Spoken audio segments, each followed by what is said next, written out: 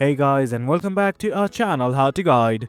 In this tutorial, we are gonna look at how to create a group in Line. Now let us begin. Initially, what you guys have to do is simply focus on the bottom of the screen. Right next to Home, you can see a button like this called as Chat. Click on it right now. Once you guys do that, you will be redirected to the chat section. Now from here, focus on the top right. Right next to these three dots, you will see a button like this that is a message icon included with a plus icon. Click on it. Now it's gonna give you a few options like chat, group and meeting. Simply select the middle one right here, that is group. And from there, all you guys need to do is select the people that you wish to add to the group. As you guys can see, I have selected them. Once everything's okay, simply click on next.